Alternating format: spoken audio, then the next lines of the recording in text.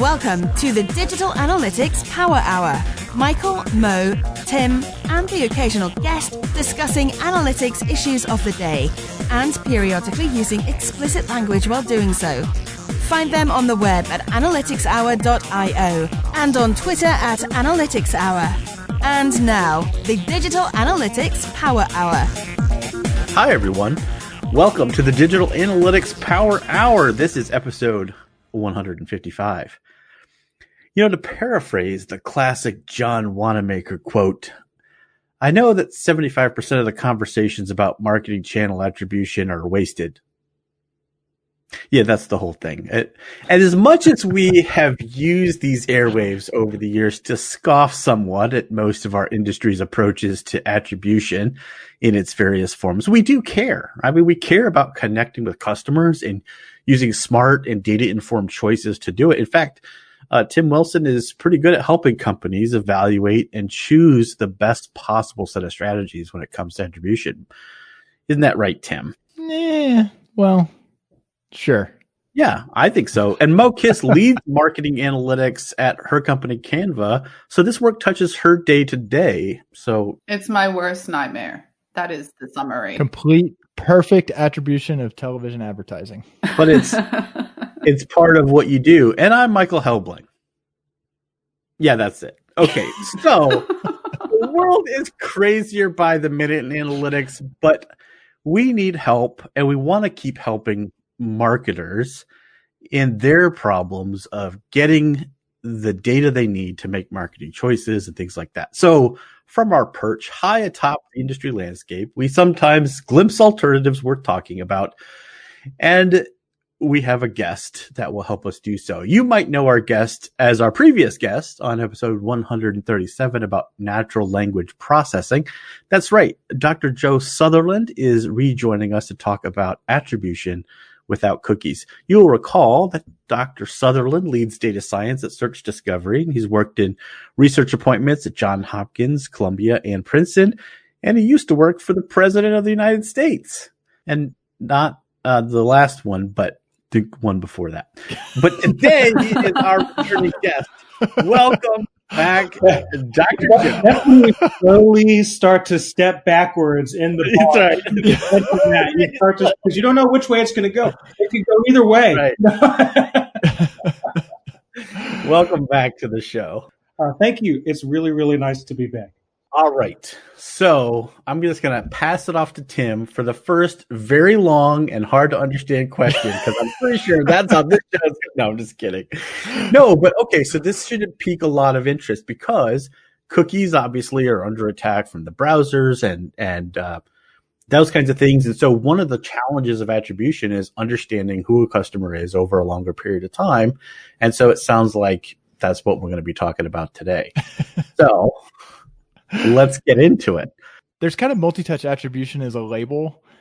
And then there is kind of what problem are we really trying to solve? And I think there's a degree of conflation of those. And I would claim that the way that whole companies and the way that marketers totally bought into that multi-touch attribution was going to be solved through digital, because everything was digital and we track everything and then we just run fancy models, was always flawed and problematic. And I mean, the reason, and this is, yes, this goes to Search Discovery, but Joe and I have had a lot of discussions as I've slowly been the light dawning on me as he came in from kind of a non-marketing background a few years ago and was talking about this thing called a randomized controlled trial, which I remember hearing Jim Novo years ago at a conference basically saying the same thing. If you're trying to do attribution, you should be doing experimentation. So that is, I don't know if we're doing clickbait with the title of the show, but increasingly with the war on cookies and the requirements of privacy, first party cookies are not going to get you to what was already shitty data in the first place. So that's where I've now watched Joe now do this, you can actually do experimentation. So maybe that would be a good place to start, would be Joe, you came which in. place? Well, Michael promised a long-winded wind-up, and I did not want to disappoint. That, folks, is predictive analytics. I mean, the funny thing, I remember telling Joe that before he and I even worked together, we had a Web Analytics Wednesday that Katie Sasso came to, and she evaluated attribution, and it was funny because she kind of landed in the same spot completely independently as Joe. Like, what the hell are you doing with this whole first touch, last touch, linear? That is absolute nonsense, even if you had the data. So I feel like if we start by saying, Joe, can you kind of talk through how, from like a social science perspective, you would approach the attribution problem? Sure. And actually, before we even get to that, just coming into marketing as sort of, like more of a layman's understanding of market with, as somebody with more of a layman's understanding of marketing, I've sort of heard like varying definitions of attribution. Like one I actually heard was that attribution itself is synonymous with one-to-one tracking, and not necessarily the problem that we are discussing right now, which is, when you spend $1 here, do you get this back over here? And so could you actually go a little bit deeper in defining what we're talking about attribution? We've actually spent multiple podcast episodes on that definition, Joe. I don't know if we're going to be very much help. But actually, that's probably one of the challenges, is that as an industry, we don't all define some of this the same ways. And there's the definition you just gave, which most people should reflect on as that's not right. But I bet you ask 5 more people, you get 5 different answers about what it is too. So I'll hand it off to Tim now to give the definitive podcast answer. Well, unless Mo, you want to jump in. Yeah, I definitely do not want to jump in. Well, I think there's a degree of scale. I think generally or fairly consistently, and there is marketing attribution and media mix modeling or marketing mix modeling do start to get conflated. And there have been times when that's kind of, one's a bottom up and one's a top down. Doesn't really matter. I think it's a matter of degrees. It is fundamentally, what was the value delivered by different marketing fill in the blank? That could be, what was the value delivered by my marketing channels? How much value did display deliver? How much value did paid search deliver? It then gets treated as, no. How much value did this specific keyword deliver? How much in paid search? How much value did this like hyper high fidelity precision? That is kind of where I think most marketers who are kind of bought into multi-touch attribution, and when people rail about it, they're like, this is why you shouldn't be doing last click, because there are all these clicks that happen beforehand. And by the way, there are the impressions that happen beforehand. And so it quickly marches to a super, super detailed level and the assumption is, if you can answer that, then of course you can answer how much value came from email, from paid search, from these others. When none of those questions are getting answered well at all, especially when you start talking about the so-called higher funnel activities, like that may be social media or maybe display. So I don't know. To me, that's where ultimately they're trying to get to. Can I just add though, and maybe I've been thinking about this wrong my entire data analytics career, but to me, it's not like how much value, it's like the best estimate or best understanding of how much value a particular marketing action is driving. So yes, last click has its downfalls or whatever, and you should work to try and build a more accurate model, but I don't expect it to be perfect. And I don't know, maybe I'm living in some like other planet that no one else is living in, but I've never expected it to be a silver bullet and like going to tell us the perfect answer. Well, but it's how much credit am I going to assign? And actually, I think the way you just kind of headed down is the way that a lot of time the logical progression happens, and it quickly gets you into, to me, kind of a hot mess. As soon as you're saying which one of these models is better, like it is easy to say this is why there are shortcomings of just looking at a last click model. And then you can say, well, these are the shortcomings of a first click model. Well, now you've already and this is from Joe, define the problem, frame the problem. You've already kind of marched into a corner where you're saying which heuristic model or which algorithmic model is the best one to solve the problem without having actually articulated the problem, which I think the big questions that I think most marketers should be answering first is how much value am I, or what the degree of uncertainty, which is the other thing with heuristic models, there's no uncertainty baked in. It's just, nope, this is the number, this is the value we assign to it. Whereas in not defining the problem is, don't you want to know how much value you got from this channel, which is somewhat where mixed models happen as well. I mean, okay, I'm going to head off on. I feel like poor Joe asked like one simple, well, he thought it was a simple question, maybe. I sort of asked it almost to point out one of the issues, which is I think there is a lot of disagreement and uncertainty around some of the terms that we use. I think there's a lot of disagreement and uncertainty around the approaches that we use. And so I entirely intended for this to become a little bit more of a broader discussion. So I appreciate you looking out for it, Mo, too, but I think it's important to address. Well, so let me throw in that there's the mixed model as well that says, oh, no. We use our mixed models to say how much value we got from each channel. We just take and count. I mean, and mixed models are just ridiculous how they typically get done. There is no upfront rigor in the how we're going to execute. It's purely, these are the dollars we spent, and at a super high level, it's given what we spent and given what we got.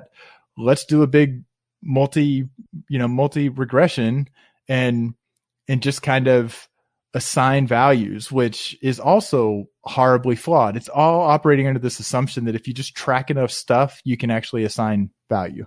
So Tim, just hypothetically, of course, because, I only ever speak in hypotheticals. I've never used real work examples. If you were baking incremental lift tests into your attribution model, would that therefore be mitigating some of those heuristic risks in your view? Absolutely. But I feel like that's where the hands get thrown up because the agencies that are executing, it scares them. It's harder for them to execute. And there is the very real risk that it will turn up that maybe they're not delivering as much value as they should. Because that baking in any sort of experimentation means that you're recognizing that you're executing not just what you think is optimal, and then you'll just check the data later. You're saying, I'm going to execute on what I think is close to optimal, but I'm going to execute in a way where I will take a lesser return, just like with an A/B test, to collect data so that I can then actually do better on the next execution. And I feel like when it comes to digital media or any media, it just doesn't happen. They're like, well, we can't just do a split test like we can do on a landing page. It's not that easy. It's like, well, it's not that easy, but it's totally doable. It's totally doable. It is. Yeah. So, man, there's a lot of different places to jump in here. On the most recent point that you said, which is it's totally doable. Like, yeah, I mean, I think people are scared moving outside of digital, right? I mean, it's in a lot of ways, I feel like we in marketing have been just spoiled forever, ever since the advent of the cookie or ever since the advent of just our ability to digitally track anything, right? Because all of a sudden you have sort of the 360-degree heads-up display. You can see who's going where, what they're doing, what they're Google searching for, et cetera. And there's like this sort of false confidence that you get from that, amount of information. Because you say, if I need to know something, let me just drill down, double click on, Steve1234 at, 1234 address dot, Atlanta, Georgia, whatever it is. It gives you a false sense of confidence that you can just look at what he's doing or, anybody's doing and then derive some sort of inductive story about why they're doing that. And it's almost like think about presenting to executives, right?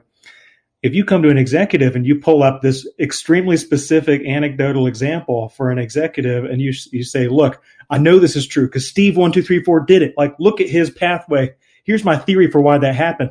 The executive's like, I got 15 minutes left in this meeting. You certainly did a lot of work to pull up this data. I really appreciate that. Okay, whatever you're doing sounds good. It doesn't really take you to that next level, which is, well, okay, wait a second. That was anecdotal evidence. How can we abstract this into a larger story and start thinking, okay, is this true for everybody? Every single time we see, this person put this thing in their car or whatever it might be, again, that's kind of a smaller, more abstract example. But every time we see that thing, does that mean that this thing is going to happen too? Well, and it also, I think you've hit on another one, that when people, it is so easy to knock a single, like a last click, like here are the problems with it. But what happens is the story gets told in the absence of that, and saying, what about the loyal customer who comes to you this way and then comes to you that way and then comes to you this way? And, oh, wait a minute, but that means we need to recognize them across devices. And so then we get excited about trying to solve for cross-device tracking, and we're back to kind of missing. Yeah. Like, yeah. I mean, that's this idea that digital, we could track everything. And we talked about the social dilemma. There is this idea that we can track everything, but I mean, I've often thought, like, where does past experience with a brand fall into that? How do you know, I grew up using Colgate toothpaste for, and that's just kind of what I always had. And then I married somebody who had grown up using Crest toothpaste. Well, no matter what the marketing is, it's going to be our past experiences. Or I had a positive experience or a negative experience with the brand. There's all sorts of stuff that to me, that's this big myth, is like, well, with digital, we can see everything. It's why a 360-degree view of the customer is total crap. But do people really think that? Like, when I try and explain attribution internally, like through training, I always talk about Tiffany's and the fact that I have this affinity to the brand Tiffany's. And I go through like all the different things I've been exposed to. And then I go back to the fact that my grandmother, rightly or wrongly, gave me a copy of Breakfast at Tiffany's when I was 10 years old. I don't know if it's the best movie for a small child. And I now have an original Breakfast at Tiffany's poster in my house because it makes me think of my grandma. That's why I have an affinity to Tiffany's. It doesn't matter any of the marketing stuff. And I use that story to illustrate, like, it's the best estimate. It's not like, I think that the idea that we can track every... That's the point. Why are you telling that story? Because people don't think that way. Because it's a best estimate. Like, no, but you're telling the story because the people you're talking to, you're having to explain to them that this is an estimate, right? That's what I'm saying is no, I don't think people, I know 100%. I mean, how many fucking times do we have to listen to a 360-degree view of the customer, right? Like, that's everywhere. It's being promised. It's on all the CDP bullshit about, CDP, great. Yes. Do the best you can. But then you slap the label of, well, with first party data, it's like, no, you're not. And you don't have to go down that path. I guess that's the thing. That's not the question people are asking is not what is the specific, it does get sometimes asked. I've heard it. What is the best sequence of activities to get somebody to convert? And it's like, well, that has also been bullshit from 15 years ago when it's what's the most common path through my website. All of that, you're not defining the problem right, which is for what I invest, what am I getting out of it, and how can I account for kind of interaction effects between them? And all of that that basically in digital marketer parlance is a multivariate test, just getting off of the testing an on-site or in-app experience and say, test the media. And that I don't see, I've watched many, many more. Yes, let's do the testing incremental lift test, or let's do a test on media, be planned and designed and then not happen because all of a sudden you have to coordinate multiple parties the client has to understand it. The media strategists have to understand it. They have to execute it well. You have to have somebody who can design it well. You have to have somebody who can analyze it well. And I have a limited set of clients over a less limited length of a career. A lot of stuff has to come together. That is a more nuanced sell than run an A/B test on your website. But I feel like attribution is hard too. Like running a lift test that is hard, attribution. but attribution Well, I'm saying like having a particular model, getting everyone to buy into it, like calculating the weights, like productionizing it, having it available to stakeholders, like both. But it's all a waste of time. Like that's where I'm saying we shouldn't be doing that, because it's like, why do that at all? That's okay, like saying, so Tim, so that's like saying to I want companies- to go dig a hole in the front yard, and they're like, great, here's a fork. And I'm like, well, I said I wanted to, and I'm like, well, that's not right. I mean, it goes back to, it's like, well, yeah, you said you needed something that you could like move stuff around with. Here's a fork. And I'm like, and then people are going to run around and argue about the best fork. Like, oh, here's a longer fork. Here's a bigger fork. It's like, why don't you just go get a shovel? No vetting of that analogy happened before 30 seconds ago. So, well, look, I mean, I think that in general, Mo's point is well taken, right? It's already a lift to get people to buy into the idea of attribution, and then I think Tim's point is, well, if you're already investing this much, why not just take it that little bit extra, right? Inject some sort of experimental design into it that lets you get the causal inference piece that you're looking for. And then why don't you you've already sold all the different transactional costs that people have to go through, all the collective action costs that you have to pay up front to get it done. So why don't you just go that little extra mile and get it done? It's really interesting, especially with the clients that we Tim and I both work with on this, how it's almost like I think a mindset shift needs to happen, right? It's less about, I guess to your point, Mo, if you're already paying this much, people are doing attribution. It's not like they're not buying into attribution, right? I feel like there just needs to be a mindset shift, which is people can't make that leap. At least, people are, but it's just not really broadly happening, right? People have trouble making that leap from let's just look back on what we've done in the past to let's do some sort of experimental manipulation to actually, in a forward-looking way, pay ourselves back in the future. I think the thing that gets tough about experimentation with marketing, and this is where I think, it gets really hard with stakeholders, is you always have to have some type of holdout. So you're always testing like a particular campaign or a particular market, or like it always is somehow like a little bit broken. And then it also means that whatever decision you make is not something you can then replicate for every single other campaign or every single other region or extrapolate out. Well, you can, but then you start to wonder about how correct the data is. And then you end up in a whole nother like really complicated discussion. And then there's still the whole like, okay, well, I need to know last week, did my campaigns perform well? Did my keywords perform well? Like it gets to that bit where it's like, one, it's really tough to do really well. But then the second bit is like the actionability of how much more complex does it make a marketer's day-to-day decision making, and how do you build that into their work process? And so it is a hard thing to do. And just, sorry to jump in on that. I mean, you're exactly right, which is, you can almost imagine using the existing attribution architecture you have set up in real time, right? It's the only difference is that you're being smart about the design. And there's a few things I want to double click on with what you just said, Mo. I mean, the first is the assumption that there's always a holdout group that's never going to get anything. So some marketers might say, well, look, I'm trying to give everybody some marketing because, we're leaving money on the table if we don't treat everybody. What's the purpose of this control group? Are we just paying for the data? Maybe you are. Maybe.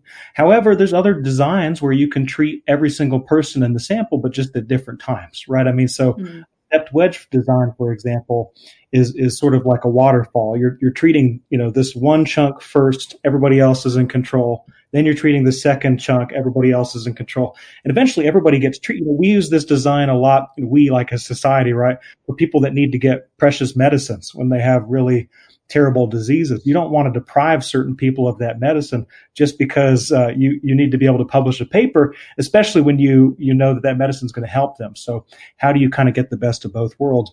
That's one design you can use to overcome that. Back to the earlier point, though, which is you already have all these great attribution models running in real time. The only coordination component that needs to come up is the one at the beginning where you say, okay, at this time, in this place, we're going to spend this much on this channel, or, whatever it might be. And if you can get people to buy into that idea, The rest of the architecture is the exact same, right? Same analytics. You can get same real-time inferences. It's not like you actually even need, when people say, oh, I need a data scientist to do that. I mean, which is actually a funny thing in itself. We can talk about it another time. But, no, you don't actually need an additional personnel. Netflix, for example, and Microsoft, they do this at scale all the time. And they have an analytics platform that's reading out these things in real time based on the experiments they're running. Google's doing it all the time. Whenever you Google search, you're subject to probably 20 to 40 experiments that Google's running on you in that one search. So I guess that's just a long way of saying, I think it's more about a mindset shift. And I'd love to talk a little bit more about that. Let's talk a little bit about the mindset shift that has to happen. well, one, let's just call out that when we list off the, Facebook, Amazon, Google, the ones that have super, super scale, there are many, many, many companies that don't have the volume of activity. But am I not right in thinking that when we pick but I need to optimize in real time. The marketer needs to come in and be like tweaking and tuning. Okay, do whatever you've been doing. Keep doing that. That added layer of saying there is no real causal inference. That is kind of, I tweaked and tuned these things. And at the end of the day, this is what I got was X. I was optimizing to last touch, which in many cases is fine to optimize to. But if I've done it's the concept that, to me, the mindset shift is the understanding the cost of data. And what does the cost of data mean? I believe that if you go to 1,000 marketers and ask them, what is the cost of data? They would say, well, that is the cost for me to implement my web analytics platform and put in my floodlight tags. It is literally the cost of collecting the data just as I decide to implement, as opposed to recognizing this much higher return cost of data, which is actually executing in a way that is inherently suboptimal. But it's the exact same argument when people push back against A/B tests. I think that this idea is best, and you're telling me I need to have some small part of the group get something else. Well, that means definitionally it is suboptimal. It's suboptimal for the period of the test, but over the life of because you're paying, that's a cost, and you're paying that cost so you can actually get causal information that you can then apply going forward. And it's not that, I think it was Gershoff who was the first one who sort of had the light bulb go on for me on the cost of data. That is that mindset shift.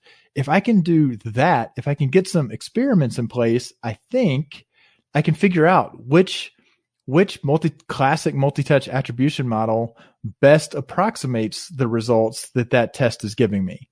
Not going to be as good, but now I've got something that I can monitor and use, day in, day out, week in, week out, while also continuing to say when I'm rolling out new things, I'm running them in a randomized control trial world. So I'm getting much more reliable, robust causal information.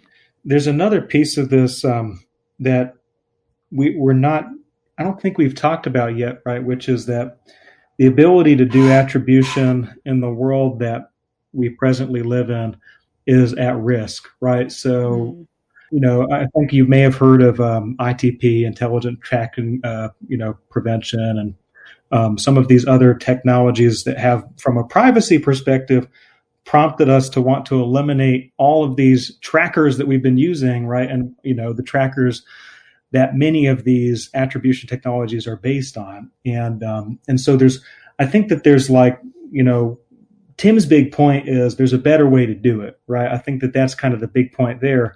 And there's a secondary piece of it, which is, well, sooner or later, we're going to have to find another way to do it anyway.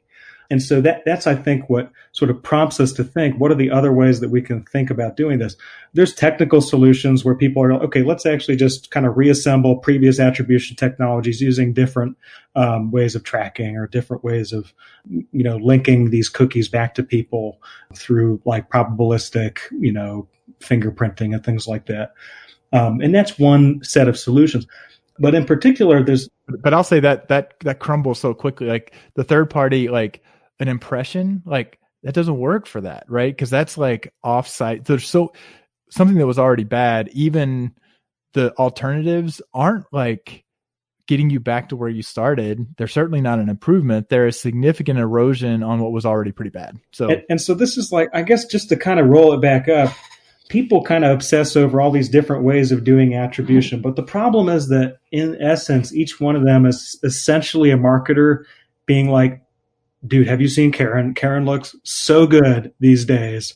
She totally she's been taking care of herself. She's been eating vegetables. We all need to eat more vegetables so we can look like Karen. Like that's kind of, I think, what's happening, when in reality, there could be something else that's happening. And regardless if you're using last click or if you're using first click or you're using multi-touch or whatever it is, right? It's still this problem of, okay, I mean, there's the potential for confounders out there that are leading us to draw conclusions that are bad, like potentially bad, right? And I mean, that's been the problem that we've known about, for a very, very long time. I think one of my actually here, I'll read you a funny quote, which I actually really, really enjoy. This is by a guy named John Baptiste von Helmont, who in 1648 wrote a manuscript called Origin of Medicine. And he, in it, he challenges proponents of bloodletting, okay, which I guess was a popular technique for getting rid of disease at the time. Wait, are we not doing that anymore? I think we still are. Okay. Certain places and for certain people, and I guess if you like your bloodlet, I don't judge. But here's the quote. It is kind of snarky in like 1648 language. Let us take out of the hospitals 200 or 500 poor people. Yes, he did say that have fevers and pleurisy. Let us divide them into halves, casting lots, that one half of them may fall my share and the other to yours. I will cure them without bloodletting and sensible evacuation. But you do as ye know. We shall see how many funerals both of us shall have. That is like a real A/B test gone. That's like next level. The first recorded A/B test proposal in 1648 with like a level of snark I have never heard before about it. These are problems that people have been thinking about for a very long time. I mean, in some ways, you could almost think of bloodletting as the technology that we have at our disposal today, and there needs to be some sort of alternative evaluation running, to be able to come up with better inferences. Okay, someone's going to have to explain bloodletting to me. So they used to, if you had an illness, like a fever or something like that, they would like put a leech on you or cut you and let blood out. Because that's obviously the buildup of the humors or whatever, the ether. I don't remember the exact thing, but basically that was sort of like a modern medical treatment back in the day. And people didn't die from blood loss, or they did. Oh yeah, absolutely. Well, if you knew what we know today, you probably see that that's probably like taking liquids out of someone who's got a fever, probably like headed in the wrong direction. But, outcomes were not so closely matched to procedure, I guess, back then. Hence, Van Helmont's challenge at the time. But I think, in that example, it was, ethics aside, that was kind of a split the population, draw lots, cast lots, and do it. I think that's this other piece is that when we think about doing this sort of thing in the wild, saying, oh, we can't control we can't do a split test on, such and such because it's broadcast. It's out there everywhere. And yet this is where Joe's like, there are a million cases where in the real world, we have to do that all the time. To hell with you digital marketers. So, okay. On the point of, right. On the point of, it's too complicated. It's too murky. We can't even run an analysis if it's not in the digital space. We got news. People have been doing it since 1648, right? The first study of scurvy, 1750, they ran it as a field study.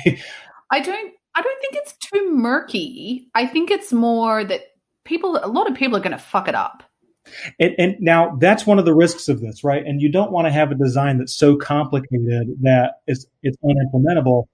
I've been a part of studies in the past where we had call centers, right, where I think one of the call centers just straight up decided that the script was too complicated and did their own thing, right?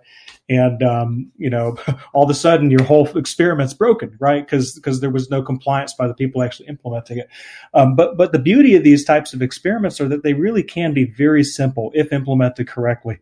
If you can go to your media agency and you can say, hey, here's a list of the DMAs that you need to treat at this time with this, with whatever this is, with this spend level, with this messaging, et cetera. It's pretty easy to do that, right? Instead of doing it all in one big batch purchase or one big, one day, you would parcel it out over time. And I think it provides great training for the analysts who are implementing it. I think it provides great training for the people who have to analyze it on the back end. You're not necessarily spending any more money, if you have a fixed budget, or you're not necessarily hurting anything with, the wrong message or not enough spend to begin with because you had to parcel out your budget. It's really just doing it in a smarter way so that you can then come back and reap the benefits. But in a cookieless world, right? Because to be honest, that's literally what the pain of my life is right now, is like measuring stuff DMA versus DMA. There is conceivably a point where we won't know someone's location and we won't know what DMA they're a part of. So it's all fine for when you're spending, but when you're trying to actually then look at the uplift in traffic or active users or whatever your KPI is, it could get really, impossible. But not impossible. Okay, then cool. Give me some answers. We know this is the show where we talk about how to help Mo with her work problems. Well, this is where when Joe's like, you don't need a data scientist, I'm like, you kind of need a data scientist. Well, it sounds like you definitely need some kind of way of really understanding your experiment design and the possibilities or structure of experiment design.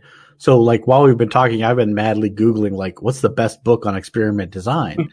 Because it seems like that's what you want to be boning up on if you want to start to try to take this new approach. I couldn't agree more. I think that there's this call to action, right? Which is we need to train up analysts and SMEs at not only amongst our client base, but, amongst, I think, the professionals in the digital marketing space, in a way that lets them sort of speak in this causal inferentially, in language, right? Like causal inference is not a tool that you need to use at every single, turn, right? And it's not always possible, right? I mean, a client might be a lot more comfortable with, let's just do a historical analysis of the relationship between how much people bought of this stuff and how much we spent in the past, right? I mean, that's going to be interesting. It's going to get you some results. The problem is that let's say you then get a negative relationship between the amount you were spending on your display and, your purchases. Then the inference is like, oh my God, I need to spend less money on display, setting aside the problem of we've never really been able to do great display attribution to begin with. I think, this is another strength of the design that we're discussing right now. But, there's probably, what was probably happening there was when things were going poorly, people started spending more on display, right? Which is, you get a sort of bidirectionality and the causality there that can, show up as it lights up as a negative result, but there's really a story behind it. And you probably shouldn't be spending less on search display or something like that. So I think that there is a place, a time and place for those types of observational analyses. However, I do think in the analyst toolkit, which I think is currently lacking in a lot of places, is people should also be well versed in the language of causal inference, right? How do we design an analysis, whether it be through quasi-experimental design or using some sort of random variation or instrumentation from the past, right, to say something about the future with causally inferentially valid language. Like those are great toolkits that I think people need to be able to tap. And the fundamental principles behind designing a field experiment, right, which is kind of what we're talking about right now, these RCTs, these large scale media RCTs, those principles also underpin all those other types of historical analyses that you can do. I mean, we were talking about diff and diff in the lead up to the show. Difference and differences analysis is not an algorithm. It's not a linear regression that you point at a set of data and then you get an answer from. It's a design that you implement so that you based on certain assumptions that you've made, you can get an answer about the effect of X on Y. And, regardless of the algorithm you use, I think this is probably the big point. It doesn't really matter unless there's some sort of, randomly assigned or approximately random variation that you can use as part of your analysis to produce an answer. And that's what the beauty of these RCTs is we're actually manipulating experimentally these groups and inducing that random variation. So 2 quick points. I think to me, the mixed models, one of the reasons that they can struggle is it's along those lines of needing to have some degree of variation in order to, when you're doing a quasi experiment, you're introducing variation so that you can actually try to detect an effect. So my go-to example on that is being asked years ago to tell a brand when the best time for them to post on Facebook was to get the most engagement and to analyze their data. And they posted on Facebook on Tuesdays and Thursdays at 10 a.m. and had for a year. And they wanted me to analyze it. I was like, well, we're going to have to, and this was super going to be crude, but I'm like, well, you're going to have to post at other times. And then kind of Mo, to your point, a lot of things come in. Well, what if they post like shitty posts at 10 o'clock at night? Like, so to me, that all goes back to defining the problem, framing the problem, outlining all of those things. What are the things that I think are kind of, what can I control for? What can I control for? And then doing a design like at a writ large. And that is not how marketers think. And as many analysts aren't thinking that way either, because they're pleasers and the marketer wants them to analyze their historical data. And it's like, well, look, if you spent exactly the same level in every channel every week for the last quarter, then how am I going to figure out what gave you what? Could we mix it up a little bit? The other reason we haven't really hit on as to why I think it is hard to get the media agencies to execute, and I have an admittedly strong feeling about media agencies that is partially based on experience, that do they really want to know? If they count impressions and say, this was the CPM we got, and you're running your programmatic media, and we're optimizing to this. And yeah, they're relying on pixels that are slowly getting pixels and cookies that are getting broken and eroded. That I think is actually a bigger challenge, because we're kind of asking them to execute in a different way. So an unbiased third party can actually measure the value of what they're delivering, which is understandable that the executive teams at those agencies is not like, yeah, I get on board, when they said, well, wait a minute, for the last 10 years, we've been selling them more media and telling them how many impressions they're getting. And we've been counting this way. So there is even if you get an analyst at the agency that's like, oh, this is so cool, we'll finally be able to really quantify the value of our affiliate advertising, it's going to go up 2 levels in the chain and be like, no, like there is a very good chance that it is. And that I think they generally believe that all this stuff works, but as a marketer, I mean, P&G, right? They keep cutting back, saying we cut our media spend in half again. And again, it didn't have any impact on us. So I think the media agencies they're not really incentivized to know. But I also don't feel like it should be their choice. Like it shouldn't, but that means like you should be setting your KPIs ahead of time. And like from my perspective, I mean, we don't work with very many agencies. We work with one, and that's only very, very new. It's not up to the agency to tell us how well something's doing. That's our job. Like we're going to tell them what methodology we're using to measure success, and they agree or they don't agree.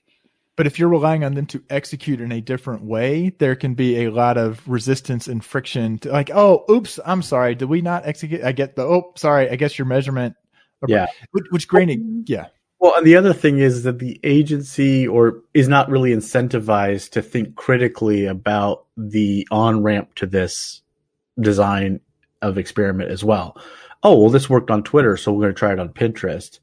They're just like the fastest route to getting the dollars is probably like, well, let's not use the billable hours to figure out what's different between those audiences or how we should design an experiment differently to like think through any of those kinds of things.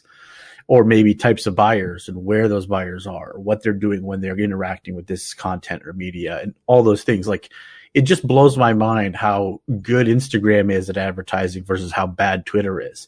It's certainly not a lack of data, but there's a huge difference in engagement, I think, of advertising in those two different platforms. And it's just sort of like, there's something to that. And probably when you go and design experiments around how you understand those audiences and the attribution of those markets and that causal inference of what's happening, those are all things that, unless you're particularly motivated, and so like Mo, you kind of represent the motivated sample. You're trying to actually do a good job, then that's just going to go right past you and you're going to end up confounding it. So it seems like there's many roles to play. It's almost like if I'm a leader and I'm having someone pitch a test or an idea to me, I want to start asking questions of like, how did you differentiate this approach versus other approaches? Like, why is this the same or different than other ones that you might have done, and see how well people can answer that question. And then it seems like all of us need to start boning up on causal inference, and good that we're talking about it. We did a podcast episode about it, which we'll put in the show notes, that one. And so go back and listen to that one, everybody. But it sounds like, yeah, we've got some work to do but at the same time, I want to say this is giving me hope. So that's good. Like, there are solutions. That always feels nice, because honestly, attribution for me has felt fairly intractable and annoying for many years. So this is very good for me anyways. I don't know how to do it yet, but at least I know there's something you can do. Just take 200 patients from any hospital. Wait, that wasn't the... Can we throw in the other perverse incentive is that, and I think Mo and you've been at a couple of kind of the younger companies that have, better infrastructure, better mindset. When you take the organizations where there are marketers in-house who have grown up old, staid, TV print, and there's that other perverse incentive that really how do you get, the old, how do you advance? You get, how big's your budget? I'm controlling a $5 million media budget. Next year, it's going to be a $6 million media budget. So even in-house, the marketers aren't necessarily as incentivized as they should be to really get the value, really quantify the value in kind of a causal way. So I think there are a lot of barriers that are organizational barriers. And again, I think there is hope. I think the more it's starting to click in, the more companies that hire a data scientist and then says, can you go look at our time decay attribution model? And they look at it like, what the hell are you doing? What problem are you trying to solve? Have you thought about doing like some quasi experimentation? I think that'll help too. But that's the whole point of the analytics function, right? Is like, it's your job to go in, get all the marketers to like you. Then you tell them you're going to help make their channel more efficient. And then you put in some robust practices to measure stuff better. And like, hopefully by then they like you enough that when you tell them something sucks, they listen. No one tell any of my stakeholders to listen to this episode. And then you hope that some major vendor doesn't come in and blow it all out of the water with a bunch of sales side BS that the executives are leading up because it's a quote major vendor. Yeah, but if they're your friends, they'll forward those emails to you and be like, is this any good? And you'll be like, these are the 10 reasons why it sucks. Yeah. And that's the trust part of it is, and building it sounds like what we've stumbled across is the biggest, like one of the major hurdles to doing attribution well is actually like process and design problems. Well, I thought you were about to take it to emotional intelligence, and I was going to be like, no, I did not mean to go there. Well, to solve process problems intelligently, you need emotional intelligence and organizational trust. And so, it all comes back to Brene Brown, Tim. Learn to love it. There's a piece of this, though, where it's capability enablement is important, right? I mean, this is not the type of thing where you can necessarily go and buy like an off-the-shelf piece of software, or you can't really pay a vendor for these types of thinking processes, right? Like, you have to really have a human brain behind designing, okay, what is the experimental manipulation that we are trying to perform? What are the outcomes of interest that we really value? And how closely do those outcomes of interest and context that we're dealing with map back to the actual world that we care about, right? I mean, you can do a letter writing campaign to get like one individual to buy your product, right? But like in the real world, nobody actually does that.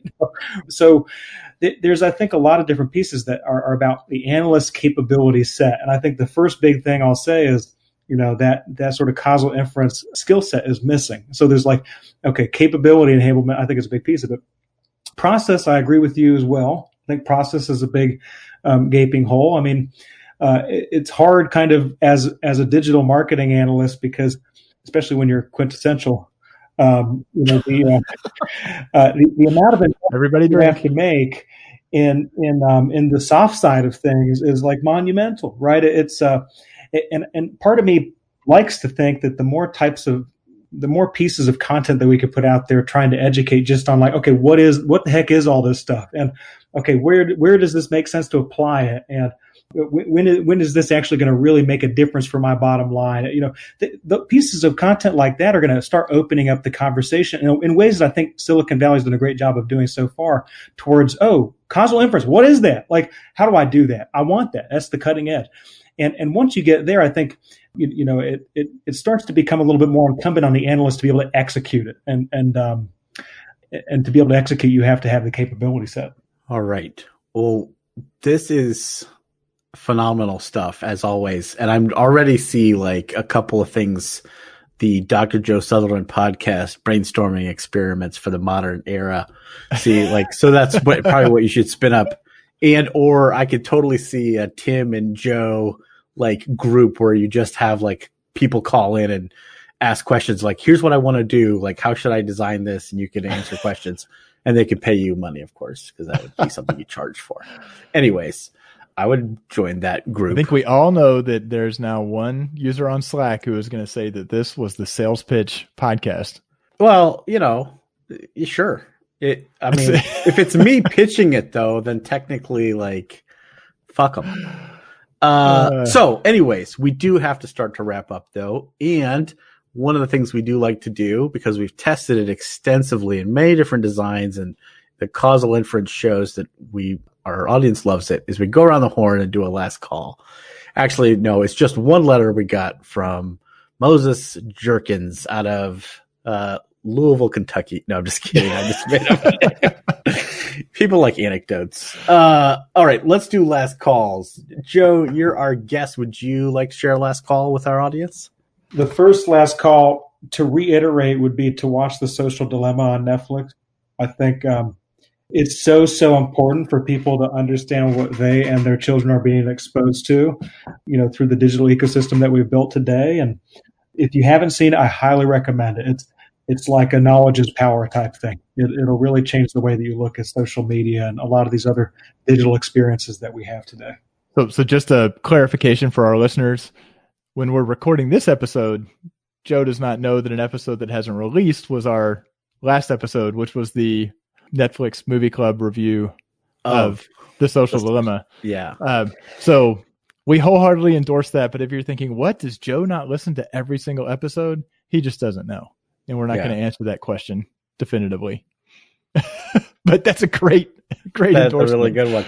All right. So I kind of inferred from how you talked about, you might have another last call to share as well. And I'll give you a few more. I mean, if you're interested more in just generally experimentation and field experimentation, I think, Field Experiments is a really good book to pick up. Don Green and Alan Gerber, I think, is probably one of the Bibles. If you're really into the technical stuff, Mostly Harmless Econometrics by Angrist and Pischke would be another really, really good one. And if you like to follow, some great content just about how does it all fit together, and maybe there's a little bit of fun sprinkled in there too. Andy Gelman at Columbia, I think, has a fantastic blog about causal inference. I know him. He was one of my advisors during the PhD. He's got a really, really great perspective on all this stuff. So that would be my action. I feel like from now on, like all last calls should just be Joe last calls. Yeah, these are super good. We're gonna clip those up into multiple ones, and then we're just gonna kind of insert one at a time. Yeah, we're just sort of chuck them in and be like, Michael, what's your last call? And all of a sudden Joe's voice starts talking. It's like, Okay, Mo, what about you? What's a last call that you have? So I have a bit of a weird one, but it was actually really fun to play around with yesterday. My colleague Jay-Z sent a link to a new Google research. Hold on. Her actual name is Jay. I was like, why is everyone doing weird faces? You work with Jay-Z? It's spelled, is it Jayzii? Okay. You know why we're doing the double take. I'm pretty sure. Yeah. Anyway, her name is actually Jay-Z. Yeah. Okay. Sorry, I was like, why is everyone giving me these dramatic faces? Well, it just so happened there's someone that's kind of popular here in the U.S. Even I've heard of the Jay-Z that was giving us all those reactions. Anyway, she sent a link to our data group of a new Google research project called Tone Transfer. And basically, it's using ML models to have instruments then replicate sounds from real life. I don't know. It was just really fun to have a listen and play. And they have some really interesting musicians on there because they're working with a bunch of musicians to replicate different sounds, and like just how enthusiastic these musicians get about ML models replicating sounds, like actually really surprised me. So it was just a bit of a fun one. Yeah. Very nice. What about you, Tim? Okay, I'm gonna do it because it's so topical, but while I have ordered it, I have not yet received it or read it, but it is the book out called Subprime Attention Crisis, Advertising and the Time Bomb at the Heart of the Internet by Tim Huang, which is supposedly, I read an interview with him by Walt Hickey, is basically saying part of what I've been railing on, which is maybe a bunch of this advertising actually doesn't work. So it seemed so topical. I promise that I will have at least started reading it by the next episode. Nice. What about you, Michael? Well, this one is I'm going to call it aspirational. So it's kind of personal, but I want to highlight it because we had Nancy Duarte on the show a while back, and her company does a lot of different things with sort of communication and storytelling. And they have these virtual speaker coaching services that they provide. And I've kind of like have this goal of getting that for myself someday. So like I talk at conferences from time to time, and really the only feedback I get is like from Tim telling me like, here's what you did wrong, which is a little demotivating, honestly. I gave you feedback at Super I'm Week. Kidding. Mo. Okay. Sorry. The humor. Yeah. Don't let the humor. like real emotions get in the way of humor, damn it. No. If you ever want to pick up, you just call me. I have it at That's right. So, but one of the things is like, and that's awesome, but like, what if you could have like a professional work with you like for the month before your presentation? How amazing could you present?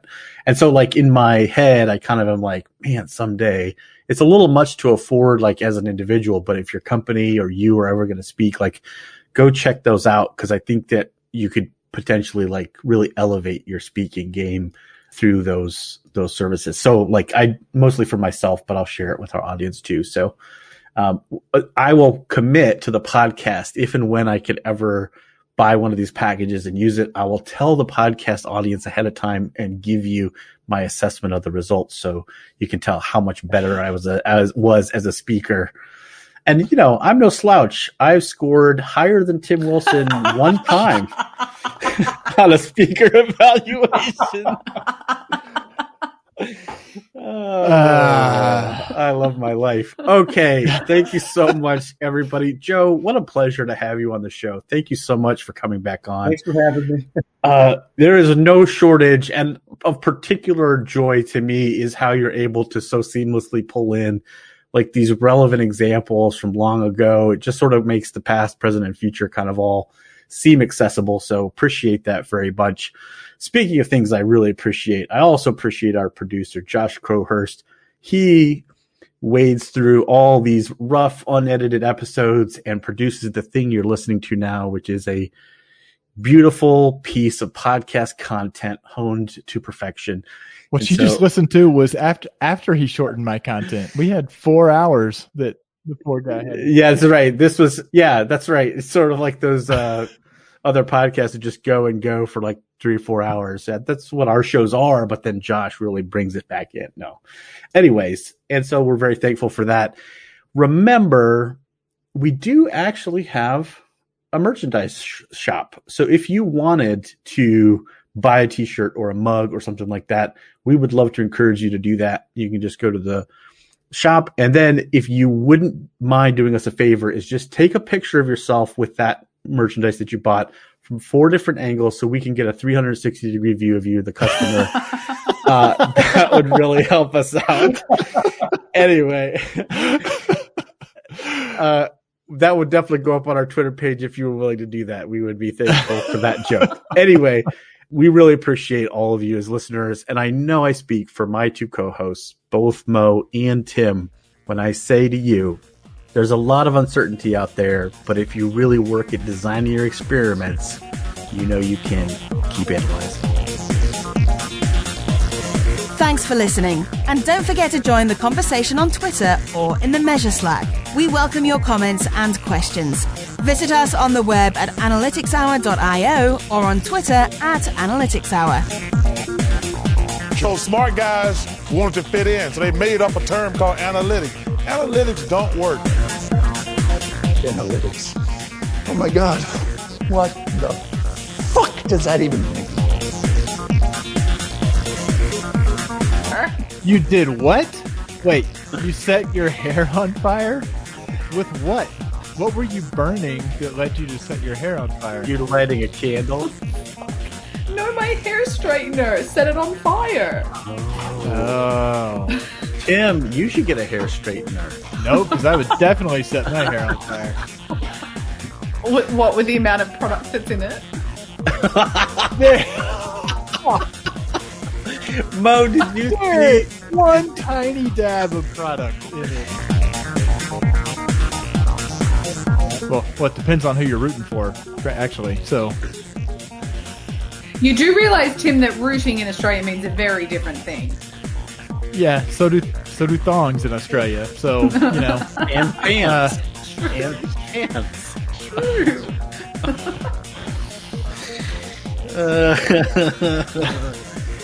Who are you cheering for? Are we ready to record? I am ready to go.